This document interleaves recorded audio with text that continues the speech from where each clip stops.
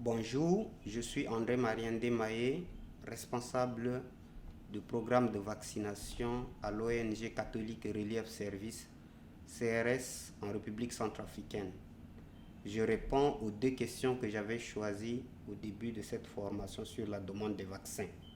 La première question relève d'une situation où un dirigeant communautaire s'est plaint sur la communication qui était passée dans sa communauté, qui est une communauté nomade et qui ne reflète pas les réalités communautaires. Je pense que la conception des services de santé doit tenir compte des valeurs, des croyances, des besoins et des aspirations réelles de leurs utilisateurs que sont les communautés. D'où nous utilisons l'approche design centrée sur l'humain. Pour réussir des programmes communautaires, la conception doit mettre l'homme au centre de toutes les étapes. Donc, réaliser au début du programme une recherche rapide, interactive, personnelle et orientée vers l'action pour mettre les personnes au centre du processus depuis le début jusqu'à la fin, afin d'identifier les solutions qui correspondent aux habitudes et aux motivations locales. Nous pouvons utiliser les personnes de confiance au sein de la communauté comme les leaders religieux traditionnels pour passer les messages. Nous pouvons aussi utiliser les médias traditionnels comme les conteurs, les griots pendant les événements communautaires pour transmettre le message.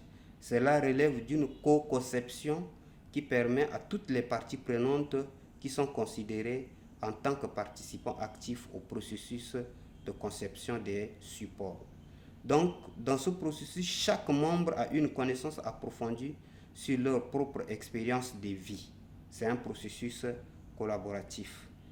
La deuxième question est de déterminer comment nous pouvons déterminer si la faible couverture vaccinale d'une population spécifique est due à un obstacle d'accès à la demande ou à des problèmes d'infodémie.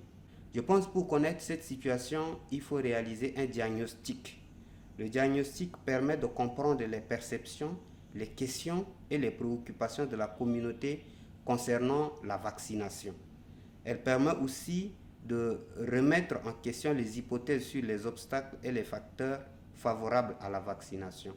Pour cela, nous utilisons comme approche les sondages par questionnaire, les entretiens, les groupes de discussion, les observations des participants, l'écoute sociale ou encore la surveillance des médias.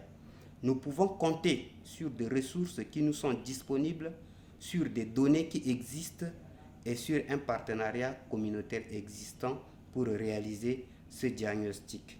Avec une équipe composée des membres de la communauté cible qui ont la confiance de la communauté, qui parlent la même langue de la communauté et qui ont des expériences existantes sur la communauté cible et aussi des expériences dans la collecte et l'analyse des données comportementales.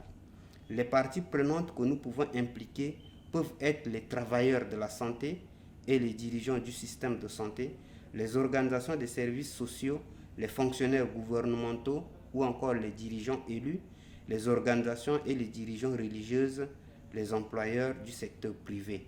Nous pouvons réaliser le diagnostic sur les sites de vaccination, dans les établissements de santé, les marchés communautaires, les restaurants, les bars et les lieux de culte pour mener cette évaluation. Je vous remercie.